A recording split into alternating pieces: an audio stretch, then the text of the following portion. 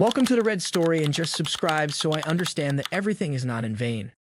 Make some tea or coffee and listen to our new story and subscribe. I, 34M, have been married to my wife, Clara, 32F, for 6 years. Our story began in college during our sophomore year. I was a business major and she was studying computer science. We met in an elective course on environmental sustainability, where we were paired for a group project. I was immediately struck by her intelligence and wit. Our first date was at a small coffee shop near campus. We talked for hours about our dreams, our families, and our favorite books. I remember thinking how easy it was to talk to her, how time seemed to fly by when we were together. We started dating officially a few weeks later. Throughout college, we supported each other's goals. Clara helped me improve my grades in math-related subjects, while I helped her come out of her shell and make more friends. After graduation, we both landed jobs in the same city. I joined a marketing firm while Clara secured a position at a tech startup. We lived separately at first, wanting to establish our careers before taking the next step. Those 2 years of dating post-college only strengthened our relationship. I proposed on our 4-year anniversary, and our wedding was a small, intimate affair with close friends and family. The first few years of our marriage were blissful. We bought a small house, adopted a cat named Pixel, and settled into a comfortable routine. Clara's career took off, and she was quickly climbing the corporate ladder. I was doing well too, but not at the same pace as Clara. I always admired her drive and ambition. About a week ago, Clara's younger sister, Sophie, 28F, moved to our city after getting a job here. Since she hadn't found an apartment yet, we offered to let her stay with us temporarily. I was excited to have Sophie stay with us. She and I had always gotten along well, sharing a similar sense of humor and love for board games. At first, everything seemed fine.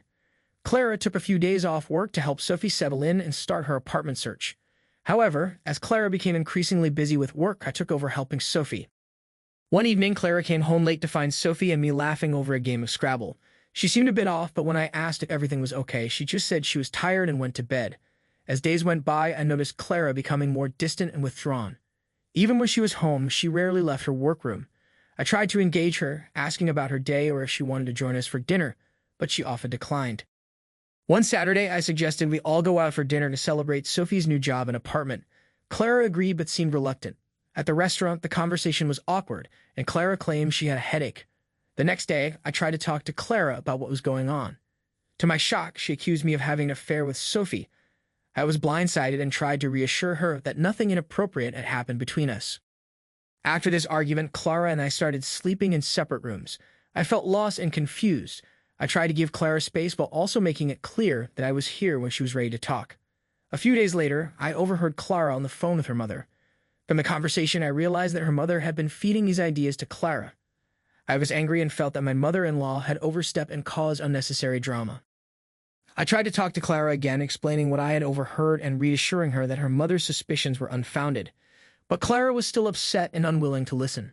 I showed Clara my phone and email, offering transparency and suggesting she talk to Sophie directly. But Clara refused, saying she couldn't trust either of us now. 3 months later, I ran into Clara's close friend Linda at a coffee shop. Linda revealed that Clara had been having an affair with her senior manager, David, for over a year. Clara had been looking for a way out of our marriage and saw Sophie's presence as an opportunity to create a situation where she could accuse me of infidelity. I confronted Clara with this information, and she admitted to the affair, saying she had deliberately distanced herself from me and wanted me to take the blame for our failing marriage. I decided that ending our marriage was the best course of action. We agreed to file for divorce and try to keep things as amicable as possible. As the divorce process unfolded, I discovered Clara had been secretly transferring money from our joint account and making large hidden purchases. I also reconnected with Sophie and assured her she had nothing to apologize for. During this time, my friendship with Linda grew, and I found myself developing feelings for her. David's wife found out about the affair and chose to work on their marriage, leading David to break things off with Clara.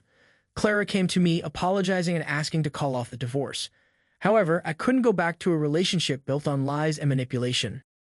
The divorce is nearly finalized. Clara and I have divided our assets and are preparing to go our separate ways. Although it has been a difficult and painful process, I feel like I'm finally starting to heal.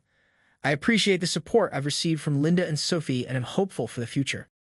To those who offered advice, thank you. Your perspectives helped me navigate this difficult situation. Remember, you deserve honesty and respect in your relationships. Stand up for yourself and seek the truth, even when it's painful.